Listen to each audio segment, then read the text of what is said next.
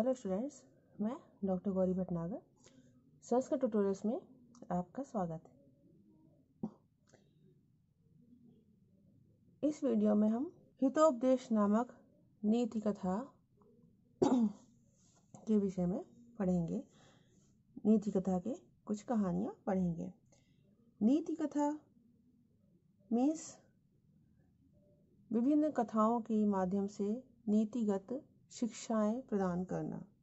तो नीति कथाओं में सबसे पहले नाम आता है विष्णु शर्मा द्वारा लिखित पंचतंत्र का। उसके बाद इस हितोपदेश नामक ग्रंथ का ही नाम आता है। इसके रचयिता हैं नारायण पंडित।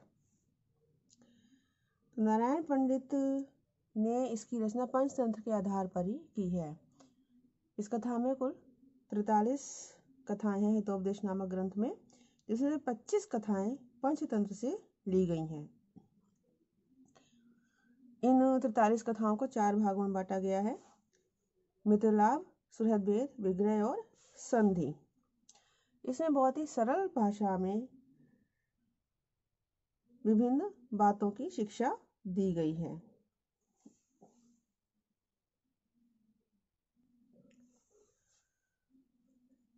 इस ग्रंथ का आरंभ होता है कथामुख अर्थात प्रस्तावना से। प्रस्तावना में कहा गया है कि पाटलिपुत्र नामक नगर में कोई राजा सुदर्शन शासन करते थे।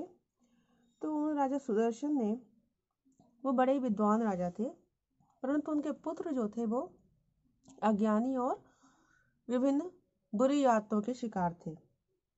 तो एक बार उन्होंने किसी विद्वान के मुख से सुना कि जिसके पास शास्त्र रूपी नेत्र का ज्ञान नहीं है, वो नेत्र होने के बाद भी अंधा है। और कहते जिसके पास यौवन है, धन संपत्ति है, प्रभुता है और अज्ञानता है, इन चारों में से कोई एक भी किसी के पास है तो वो अनर्थ होने के लिए पर्याप्त है। उसके बाद चारों हैं, उसके अनर्थ का तो कहना ही क्या। तो इस तरह की बातें सुनकर राजा सुदर्शन बड़े दुखी होते हैं, क्योंकि उनके पुत्रों में ये सारे अवगुण थे। तो वो विद्वानों की सभा बुलाते हैं और उनसे पूछते हैं कि हमारे इन पुत्रों को कौन नीति शास्त्र की शिक्षा दे सकता है, कौन इनको शिक्षित कर सकता है, जिससे वो समाज में प्रतिष्ठा को प्राप्त कर सके। तो वहां पर एक पंडित विष्णु शर्मा भी आते हैं, जो कहते हैं कि आपके पुत्र तो अच्छे कुल में उत्पन्न हुए हैं, वो बस गलत रास्ते पर चल पड़े हैं। तो इनके इन संस्कारों को जगाने का दायित्व मैं लेता हूँ और मैं इनको 6 महीने के अंदर ही नीति शास्त्र की शिक्षा दे दूंगा। तो राजा सुदर्शन उनको अपने पुत्र सौंप देते हैं। इसके बाद वो विष्णु शर्मा जो है वो अनेक कथाओं के माध्यम से, पक्षी कथाओं के माध्यम से उनके पुत्रों को शिक्षा देते हैं। तो ये इस कथा का हितोपदेश का मुख्य जो प्रस्तावना है वो है। आज प्रस्तावना के अंतर्गत कुछ श्लोक हैं जो हम अब शुरू करेंगे।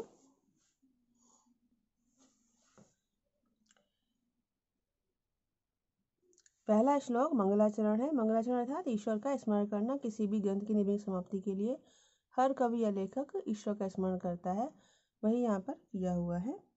सिद्धि साधि सतामस्तु प्रसादात् तस्य धूर्जटे जाने फेन लेखे यन मूर्धनि शशिना कला। कहते यन मूर्धनि, जिनके शीश पर शशिना कला चंद्रमा की कला, जाह्नवी फेन लेखेव, जाह्नवी अर्थात जाह्नवी गंगा का नाम है, गंगा के फेन झाग की रेखा के समान जो है वो सुशोभित होती है। उन धूर्जटे, तस्य धूर्जटे, उन भगवान शिव की प्रसादात कृपा से, उन भगवान शिव की कृपा से, सताम साध्य सिद्धिमस्तु, सज्जनों के कार्यों में सिद्धि सफलता प्राप्त होवे।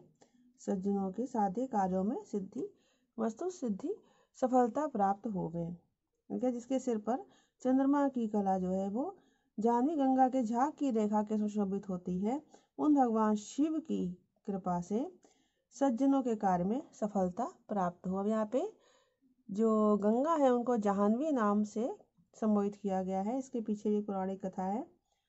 पौराणिक कथा अनुसार जाह्नवी मीन्स जहनु की पुत्री। जहनु कौन थे? ऋषि थे। पुराण कथा के अनुसार जब राजा भगीरथ ने गंगा जी को पृथ्वी पर लाया था, जब राजा भगीरथ ने तपस्या कर गंगा जी को पृथ्वी पर लाए थे, तब वो लेकर गंगा जी को लेकर गंगा सागर की तरफ जा रहे थे। हिमालय से निकलकर गंगा जी गंगा सागर की तरफ जाती हैं, तो वही हिमालय से निकलकर जब भगीरथ के पीछे पीछे गंगा जी गंगा सागर की तरफ जा रही थी, तब उस मार्ग में ही रास्ते में जहन ऋषि का आश्रम आता था, जहाँ वो हवन कर रहे थे, यज्ञ कर रहे थे। तो गंगा जी इतने वेग से थी कि उनके यज्ञ क्षेत्र के बीच में से होकर बहने लगे। उनके वेग के कारण उनका जो यज्ञ भूमि थी, यज्ञ का स्थान था, वो स्थान सारा खराब हो गया। उनका यज्ञ स्थली खराब हो गई। तो उन्होंने यज्ञ में विघ्न देखकर गंगा जी को पी लिया। तो जब राजा भगीरथ ने उनको प्रार्थना की कि गंगा को तो मैं अपने पूर्वजों को तारने के लिए, उनको मोक्ष दिलाने के लिए लेके जा रहा हूँ, तो उनकी प्रार्थना करने पर जहनु ऋषि ने गंगा को अपने कान से बाहर निकाला था। इसलिए गंगा का नाम भागीरथी पड़ा।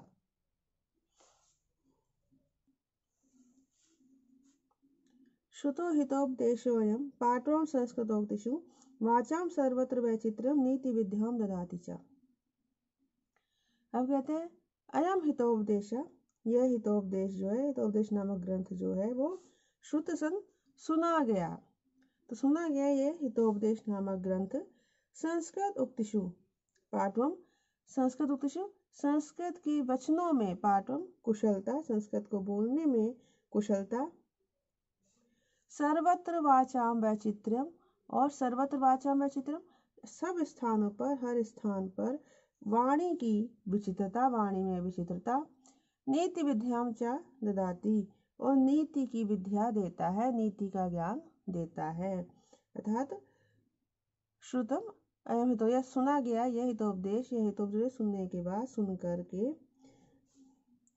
संस्कृत उक्तिषु पाठम, संस्कृत को बोलने में, उक्तियों में संस्कृत वचन में, संस्कृत को बोलने में कुशलता को, सर्वत्र वाचाम वैचित्र्यम, सर्वत्र वाणी की विचित्रता को, वाणी की कुशलता को, और नीति विद्यां च ददाति, और नीति विद्या को, नीति के ज्ञान को देता है। उन्होंने हितोपदेश के बारे में बताया है कवि ने, नारायण पंडित जी ने, कि हितोपदेश जो है वो पढ़ने पर क्या करता है, क्योंकि इसकी भाषा सरल है, इसलिए संस्कृत बोलने में कुशलता प्रदान करता है। सरल संस्कृत के शब्दों में, संस्कृत के वाक्यों में इसको लिखा गया है, और वाणी की विचित्रता को प्रदान करता है, और नीति का ज्ञान प्रदान कराता है, लोक व्यवहार का ज्ञान देता है।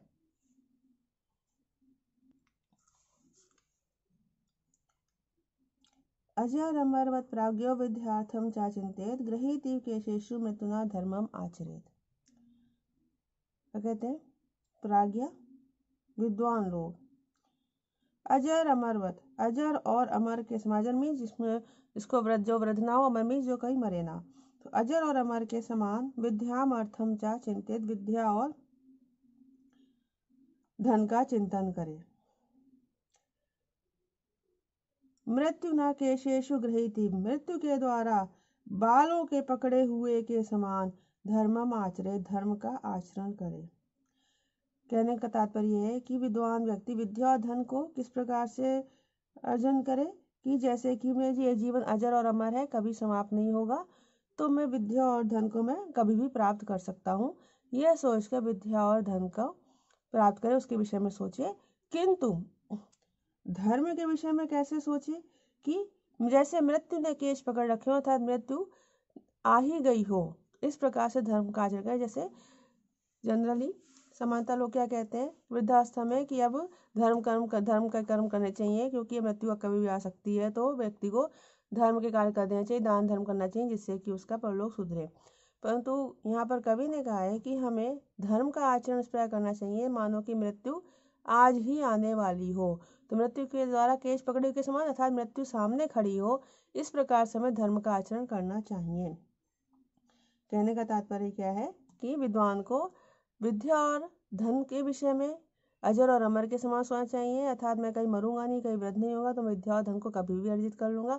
परंतु मृत्यु के द्वारा केश पकड़े हुए के बाल पकड़े हुए के समान धर्म का आचरण करना चाहिए, अर्थात सामने मृत्यु ही खड़ी है इस प्रकार धर्म का आचरण करना चाहिए, अर्थात धर्म का हमेशा आचरण करना चाहिए। विद्या और धन के विषय में नहीं सोचकर धर्म के विषय में हमेशा सोचना चाहिए।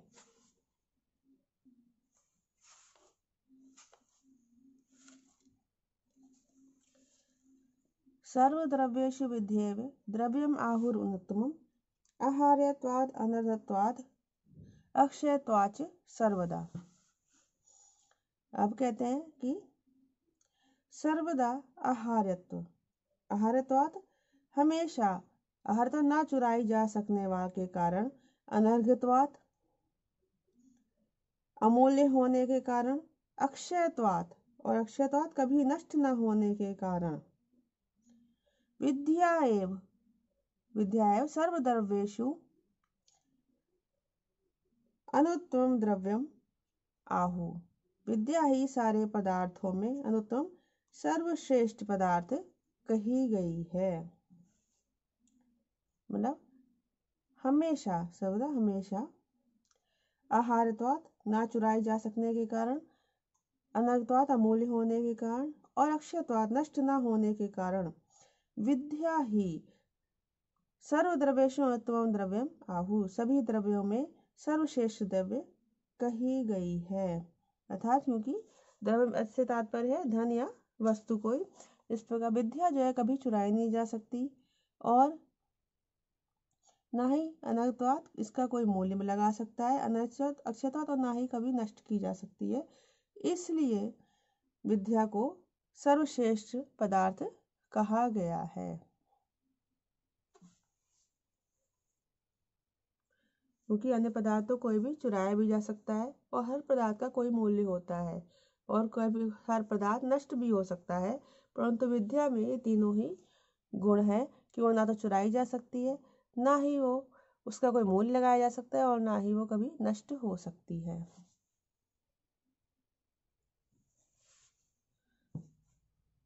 संयोजयति विद्येव नीचगापि नरम सरित समुद्र में दुर्दशम नृपम भाग्य मत परम। अब कह रहे हैं कि नीचगापि, नीचगापि नीचे की ओर बहने पर भी, नीचगापि नीचे की ओर बहने पर भी, सरित नदी जो है वो दुर्धर्षम, दुर्दशम दुष्प्राप्य था कठिनता से पहुंचने योग्य पदार्थों को जिस प्रकार समुद्र में मिला देती है, वैसे ही विद्या भी, वैसे ही विद्या भी